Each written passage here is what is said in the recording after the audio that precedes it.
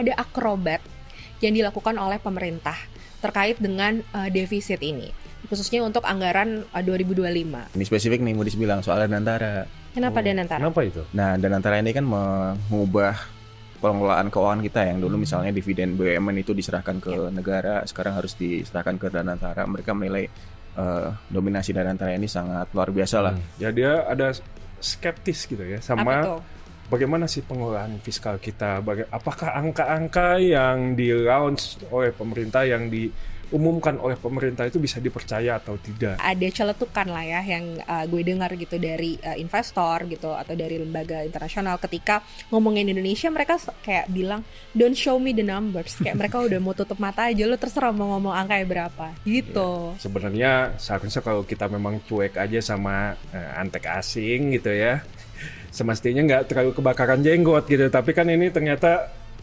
panik juga gitu ya pemerintah, bahkan melakukan banyak upaya untuk bisa mengerem lembaga-lembaga internasional ini untuk menurunkan ratingnya.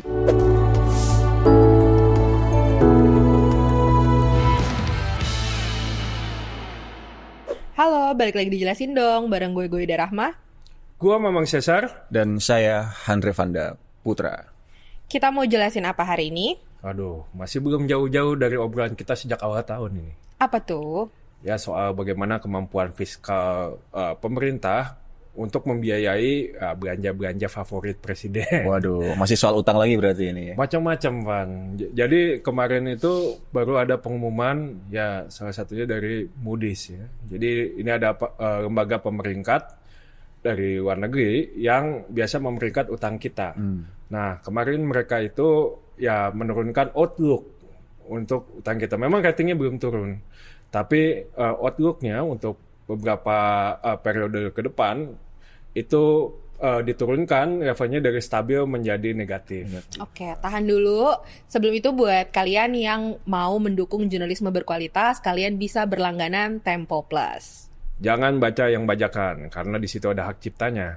Nah, balik lagi ke topik negatif tadi, maksudnya gimana, Bang? Jadi gini, Van, bahasa gampangnya ini seperti warning gitu, bahwa dalam beberapa waktu ke depan, ini Moody's melihat Indonesia itu kayak gimana nih ramalannya ke depannya, terutama dalam pengelolaan ya fiskal atau misalnya ya pengelolaan negara secara umum gitu ya. Jadi kan lu pernah baca pas Moody's ngeluarin pengumuman itu ada dua, ada rating, ada outlook. Ratingnya yang BAA2 itu. Yes. Nah, rating itu kan masih tetap ya. Nah, rating ini berarti penilaian Moody's atas utang yang existing sekarang, gitu ya. Sementara outlook ini adalah penilaian terhadap kemampuan kita di masa depan, gitu ya, di beberapa waktu ke depan. Nah, Moody's ketika dia menurunkan outlook kita, artinya ada sesuatu yang disangsikan gitu ya, atau yang menjadi sorotan Moody's gitu. Kenapa dia akhirnya menurunkan dari outlook stabil menjadi negatif gitu ratingnya. Dan ini biasanya penting bagi investor, bagi publik, karena nantinya apabila misalnya ratingnya ini akhirnya diturunkan di periode berikutnya, review berikutnya, maka ini akan mempengaruhi biaya utang kita di kemudian hari. Makanya ini jadi concern yang penting gitu. Oke, jadi ini ujungnya adalah Moody's ini menilai apakah negara kita ini masih layak ya untuk dipinjami utang di masa depan atau tidak. Ya, betul. Apalagi kita masih sangat bergantung banget sama pinjaman gitu ya. Baik dari SBN di domestik maupun dari investor global. Kita kan tahu defisitnya berapa gede dan itu ditutupnya dari mana gitu kan. Ibaratnya kalau orang minjem duit di bank, dia kena slick OJK tuh, dari lancar dia jadi dalam perhatian khusus gitu ya kira-kira. Ya kira-kira kayak gitu lah. Apalagi kan dalam beberapa episode sebelumnya kita sudah membahas bahwa kita ini masih gali lubang tutup lubang. Artinya kita masih membutuhkan utang bahkan untuk membayar bunga utang kita sendiri gitu. Oke, ini keresahan Moody's ini juga disampaikan dalam rilis mereka ya secara utuh gitu ya. Apa aja concern utamanya. Dan memang salah satu statementnya itu soal kondisi fiskal pemerintah Indonesia gitu ya. Mereka melihat ada uncertainty gitu ya dalam memproyeksikan gitu. Atau melihat ketidakpastian lah dalam membuat proyeksi kebijakan khususnya terkait fiskal. Nah makanya ini mungkin nyambung ya dari apa yang udah kita bahas dari sebelum-sebelumnya gitu ya. Warning-warning ini yang kemudian terefleksikan ke ratingnya Moody's gitu, khususnya ke outlook-nya karena kan ratingnya tadi tetap. Nah tapi juga sebenarnya ada pertimbangan-pertimbangan lain yang disebut Moody's ya. Ini Revan punya ceritanya. Nah jadi setidaknya ada 3 poin ya yang disoroti oleh Moody's ini. Yang pertama adalah soal tata kelola nih. Satu hal yang memang sering banget kita dan para publik lah ya sering mengingatkan pemerintah. Nah Moody's ini menilai bahwa prediktibilitas kebijakan Indonesia ini sulit untuk dibaca. Ini sebetulnya kemana sih arahnya? Yang kedua juga soal komunikasi pemerintah itu sendiri. Mereka menilai ada ketidaktransparansi lah ya, yang membuat akhirnya investor global atau para pemberi dana dari luar negeri itu juga kesulitan untuk membaca sebetulnya apa sih yang direncanakan oleh pemerintah ini ke depan. Nah itu yang pertama. Yang kedua soal risiko fiskal memang. Ini juga yang sering banget kita kritiki bahwa pemerintah ini terlalu banyak membelanjakan dana untuk hal-hal yang tidak produktif. Makan bergizi gratis, kemudian juga perumahan, dan itu akhirnya disebut ya sama akhirnya menggerus dana-dana yang digunakan untuk belanja-belanja produktif, belanja modal atau infrastruktur. Bukannya itu menciptakan 1 juta lapangan pekerjaan dalam 1 tahun periode pemerintahan Prabowo katanya. Betul, lapangan kerja yang dipertanyakan juga pasti kualitasnya ya. Juga yang jadi perhatian Moody's. Kemudian yang terakhir nih ada soal, nah ini spesifik nih Moody's bilang soal Danantara. Kenapa Danantara? Kenapa itu? Nah Danantara ini kan mengubah pengelolaan keuangan kita yang dulu misalnya dividen BUMN itu diserahkan ke negara, sekarang harus diserahkan ke Danantara. Mereka menilai dominasi Danantara ini sangat luar biasa lah. Punya aset yang sampai sekitar 60% PDB dan investor global atau para pemberi pinjaman dari luar negeri itu kesulitan untuk menilai kepastian kebijakan dari apa yang direncanakan oleh Danantara ini. Oke, sekarang kita mau lanjut ke cerita behind the scene nih gitu. Apa tuh? Apa yang terjadi gitu ya sebelum Moody's mengumumkan hasil assessment-nya tadi ya, yang rating kita tetap dan outlook-nya jadi negatif. Itu lebih dari 2 minggu kalau nggak salah dia udah di Indonesia. Betul. Dari 26 Januari ya kita dengar. Ya, kita mendengar, kita dapat informasi ya kalau Moody's itu sebenarnya sudah stay di Indonesia itu sejak hari Senin tanggal 26 Januari. Mungkin itu lebih dulu sebelum kasus MSCI pecah ya. MSCI kan itu rilisnya sekitar tanggal 27 ya, 27 Januari di US, 28 di sini. Jadi Moody's itu sudah di Indonesia perwakilannya gitu ya. Dan itu sudah melakukan pertemuan dengan sejumlah lembaga dan kementerian di Indonesia. Ini khususnya terkait dengan tadi ya, sebelum melakukan rilis itu ada assessment yang harus dilakukan gitu, memvalidasi data-data maupun tadilah narasi-narasi yang ingin dikonfirmasi tentunya ya kepada pemerintah gitu, khususnya terkait stabilitas sistem keuangan. Memang kunjungan kayak gini itu bukan sesuatu yang istimewa sebenarnya. Karena memang setiap lembaga rating ini mau melakukan review terhadap satu negara misalnya, dia pasti melakukan assessment atau misalnya kunjungan. Dan dia akan bertemu dengan ya tokoh-tokoh kunci atau lembaga-lembaga kunci gitu ya, kementerian. Misalnya kalau dia mau menanyakan soal fiskal, tentu di Indonesia dia akan bertemu dengan Menteri Keuangan atau Kementerian Keuangan gitu ya. Juga dia akan bertemu dengan otoritas-otoritas keuangan lainnya, misalnya Bank Indonesia gitu ya, otoritas jasa keuangan maupun lembaga penjamin simpanan yang berada dalam ekosistem Komite Stabilitas Sistem Keuangan gitu ya. Dan yang kita dengar sendiri bahkan Menteri Keuangan Purbaya ya, itu kan datang langsung ya untuk menemui Moody's untuk menilai bagaimana kondisi di Indonesia itu. Dan di pertemuan itu sebenarnya ada satu kesan gitu ya yang terlihat gitu ya atau tampak dari perwakilan Moody's nih. Apa itu, Mang? Ya dia ada skeptis gitu ya sama bagaimana sih pengelolaan fiskal kita, apakah angka-angka yang di-launch oleh pemerintah, yang diumumkan oleh pemerintah itu bisa dipercaya atau tidak gitu. Itu yang kita dapat informasinya dari beberapa narasumber. Makanya dia ingin mendapatkan penjelasan lebih jauh gitu ya di Indonesia ke berbagai otoritas tentunya, baik itu eksekutif maupun legislatif gitu ya. Kalau ditanya apa pemantiknya gitu ya, data yang kemudian menjadi mungkin pertanyaan paling utamanya Moody's gitu, itu apa, Mang? Nah, kita dapat cerita dari ya banyak mitra ya, dari teman-teman kita juga, terutama lembaga-lembaga think tank, bahwa pertanyaan Moody's ini sudah mulai tumbuh ketika pemerintah mengumumkan pertumbuhan ekonomi 5,12%. Oke. Jadi pemantiknya, tentu yang kita ikuti juga ya dari awal tahun. Jadi di awal Januari itu Menteri Keuangan Purbaya Yudi Sadewa itu kan mengumumkan bahwa defisit anggaran kita di 2025 itu 2,92%. Nah, ini sebenarnya menjadi pertanyaan karena belanja pemerintah itu kan terus naik gitu ya. Oke. Baik itu untuk makan bergizi gratis gitu ya, dan proyek-proyek lainnya, terutama untuk fungsi pertahanan yang kita lihat belanjanya itu membengkak. Oke. Dan itu semua bisa dilihat dari data yang dipaparkan oleh Purbaya sendiri. Jadi kalau dilihat itu belanja kementerian dan lembaga itu ada kenaikan sekitar 29-30% ya. Ya. Jadi 100, harusnya kalau misalnya sesuai rencana itu 100%, itu kita lihat 129%-an gitu ya.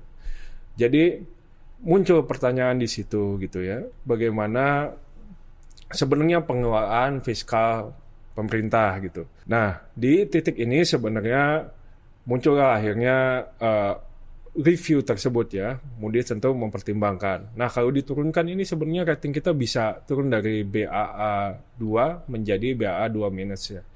Nah, cuman kan yang terjadi adalah hanya outlook-nya yang diturunkan. Nah, itu juga ada ceritanya tuh, gitu. Gue juga mendapat informasi.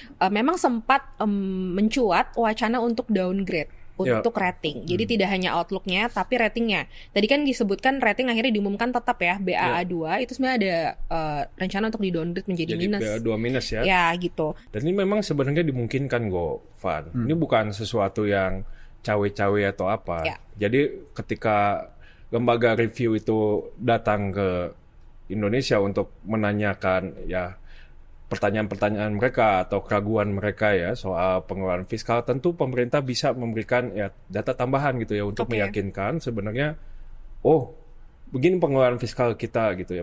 Ini kita juga dapat info, sebenarnya pengumuman Moody's itu awalnya diniatkan di tanggal 4 Februari gitu ya. Udah kita tunggu-tunggu tuh. Betul, tapi kok belum muncul ya, karena ternyata tadi ada ulur waktu karena ada proses koordinasi dan negosiasi tadi. Makanya baru diumumkan tanggal 6 ya, Van ya?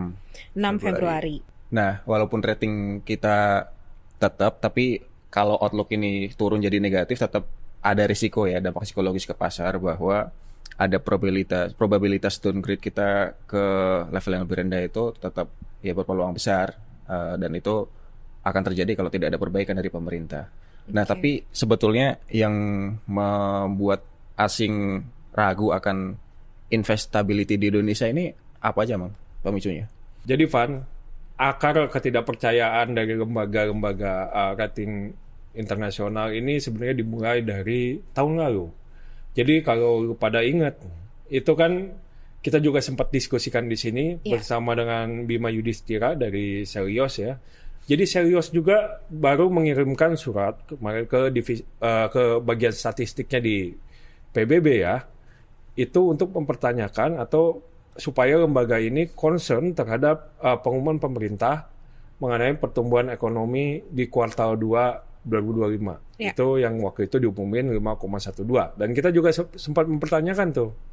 Kita waktu itu mempertanyakan metodologinya Badan Pusat Statistik ya soal ini. Nah, waktu itu Bima juga sempat cerita ke kita ya bahwa ada concern dari beberapa lembaga internasional yang menanyakan kepada mereka, kepada Selios, soal kenapa ada dissenting opinion terhadap pertumbuhan ekonomi yang diumumkan oleh BPS ini gitu.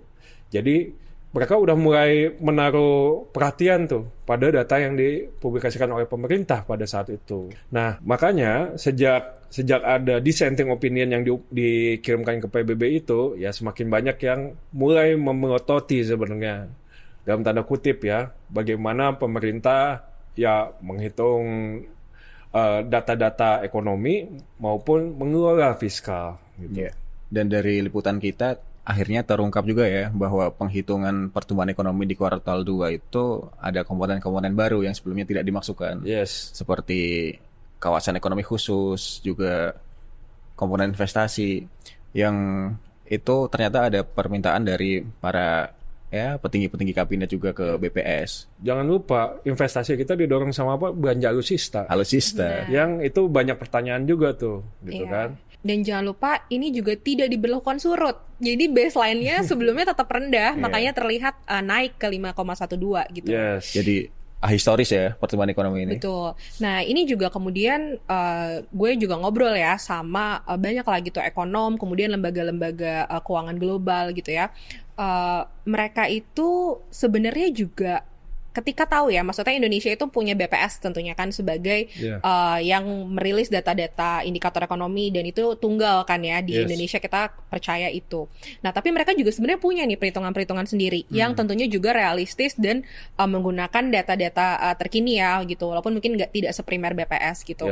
Nah ini mereka juga tetap punya gitu ya acuan yang mungkin juga bisa disebut konsensus kayak waktu pertumbuhan ekonomi ya kemarin itu ketika 5,12 mereka prediksi hanya di 4,8 sampai 4,9 tidak tembus 5 lah intinya. Makanya ketika 5,12 itu tentunya surprise karena di luar konsensus mereka gitu. Jadi itu yang kemudian memicu apakah setiap data indikator ekonomi yang diklaim pemerintah Indonesia itu benar gitu ya, nyata adanya memang seperti itu.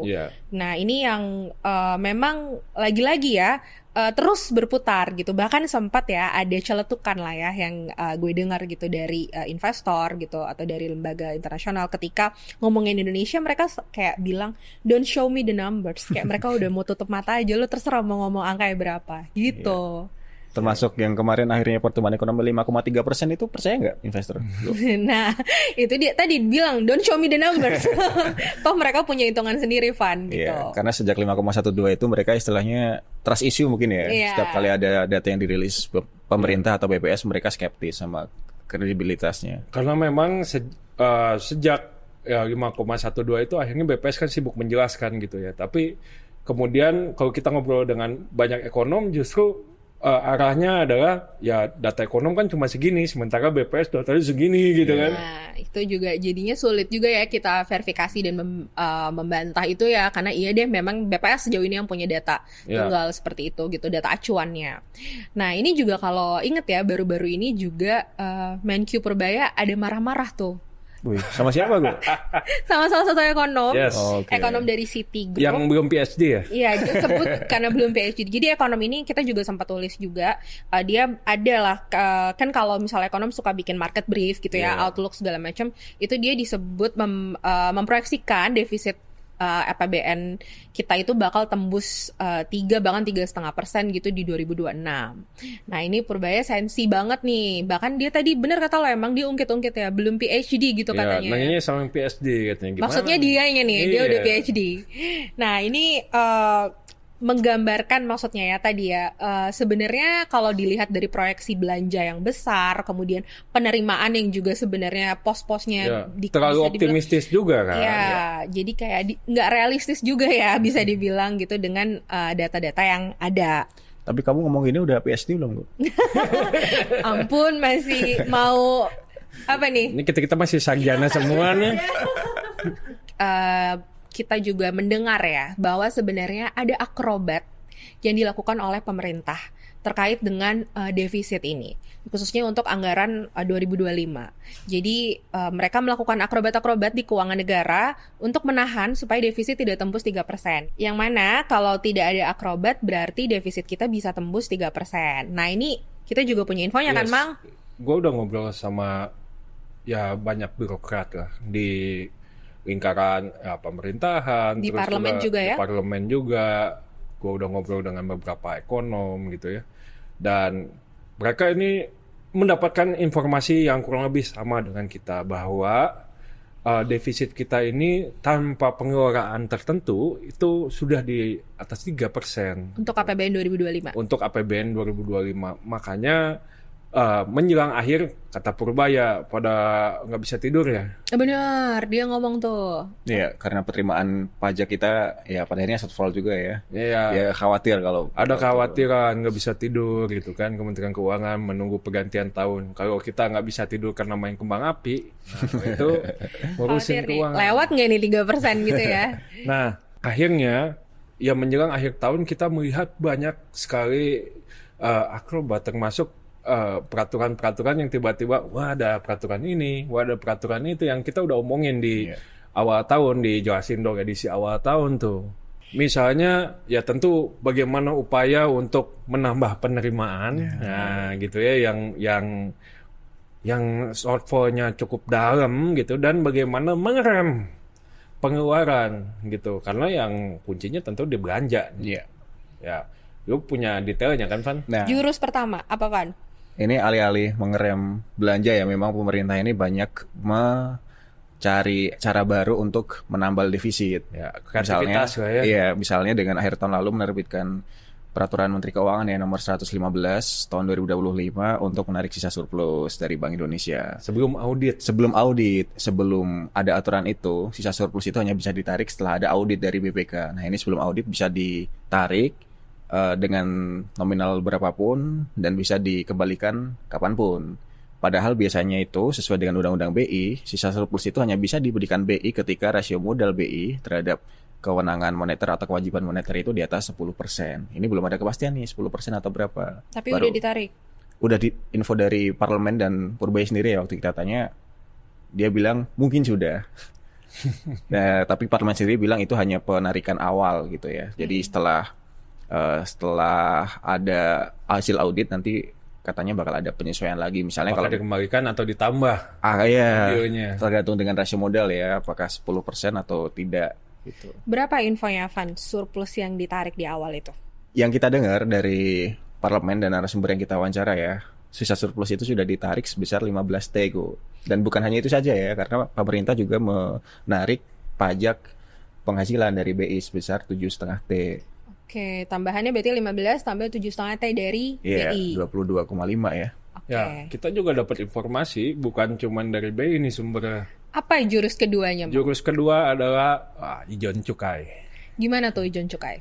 Jadi kita dapat cerita bahwa ya pemerintah menjual pita cukai atau meminta pengusaha-pengusaha rokok untuk membeli pita cukai lebih dulu kok, untuk digunakan di 2026 tapi dibeli di 2025 untuk menambah penerimaan di 2025 sama nilainya 15 triliun juga. Oke.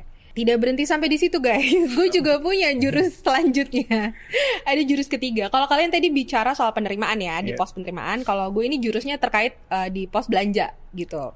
Jadi ini ada strategi bisa dibilang ya, penundaan pembayaran subsidi energi yang seharusnya dibayarkan kepada PLN dan Pertamina. Jumlahnya lebih gede nih daripada kalian, yaitu 45 triliun kurang lebih sekitar itu. Nah ini biasanya ya skema untuk subsidi itu tuh dibayarkan langsung ya di tahun tersebut berjalan gitu. Apalagi kita juga ngobrol-ngobrol ya dengan yang tahu nih tentang penganggaran PLN Pertamina gitu ya. Ini tuh sebenarnya sesuatu yang sudah dianggarkan di nota keuangan, di RAPBN, bahkan ya di APBN awal tahun.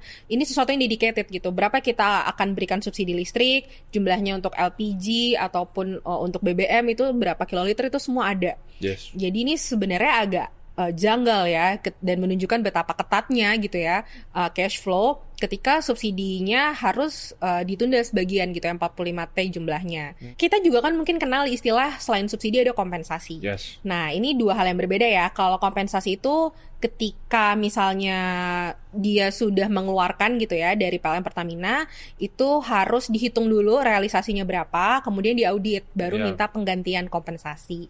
Namanya tadi yang dibilang kenapa sih kok janggal dibandingkan dengan subsidi gitu. Kalau subsidi tadi udah di lock di awal tuh. Di depan udah ada angkanya. Iya, kan? Angkanya gitu. Nah, kenapa nih belum dibayarkan di tahun anggaran tersebut? Kabarnya sih bakal di carry over ya pembayarannya ke tahun ini gitu. Nah, dari yang kita paparkan tadi, kalau gua hitung-hitung kan totalnya sekitar 80 triliunan ya. Sementara batas kita sampai ke 3% itu nggak sampai segede itu lah. Jadi kalau misalnya jumlahin ke situ, misalnya tidak ada akrobat ini, tentu defisit kita di atas 3%. Melebar di atas 3% ya. Ya. Nah, padahal yang kita dengar ya dari para analis yang kita ajak wawancara bahwa penundaan pembayaran subsidi itu nanti akan berdampak ke cash flow dari PLN dan Pertamina juga ya. Ada dampak dominonya nih gitu ya. Dan kalau misalnya cash flow PLN dan Pertamina terganggu, ya kemampuan mereka mencari pendanaan juga bakal susah. Jangan lupa loh, Moody's itu bukan hanya meninjau outlook dan ratingnya sovereign bonds kita. Persis. Jadi bukan cuma surat utang kita yang ditinjau sama mereka, tapi ada korporasi-korporasi yang masuk reviewnya juga loh. Termasuk bank-bank himbara ya, BUMN juga ya. Dan PLN dan Pertamina ini juga ya. Nah ini makanya tadi benar tuh yang di isu yang di-raise sama Revan gitu ya, concern yang di-raise sama Revan kalau ketika terjadi penundaan gitu ya pembayaran subsidi yang jumlahnya bisa dibilang ini besar, dan gue juga sempat ngitung-ngitung tuh ini kalau misalnya dengan OPEX-nya gitu ya perbandingannya rasionya itu sekitar 30% kan lumayan ya dari OPEX-nya Pertamina maupun PLN misalnya. Nah ini akan mengganggu cash flow benar, dan akan ada upaya mencari pembiayaan. Nah kalau misalnya diturunin tuh tadi kan ratingnya jadi negatif juga ya outlook-nya ya. Nah itu tentunya berdampak pada upaya mereka ketika mencari utang baru gitu kan, karena mereka kan banyaknya juga kalau kita lihat di website mereka juga ada ya global bonds mereka juga banyak gitu, yang berarti kan itu bergantung pada investor-investor global gitu. Ya ini terakhir ya, kita udah panjang lebar ngobrolin soal ini, dan ini sebenarnya apa yang diumumkan oleh Moody's ini kan melanjutkan huru hara MSCI minggu sebelumnya tuh gitu ya. MSCI sudah menyoroti bagaimana ketidakterbukaan di pasar modal kita gitu. Lalu Moody's juga masuk soal pengelolaan fiskal kita. Ini sebenarnya seharusnya kalau kita memang cuek aja sama antek asing gitu ya, semestinya nggak terlalu kebakaran jenggot gitu. Tapi kan ini ternyata panik juga gitu ya pemerintah, bahkan melakukan banyak upaya untuk bisa mengerem lembaga-lembaga internasional ini untuk menurunkan ratingnya misalnya kayak begitu.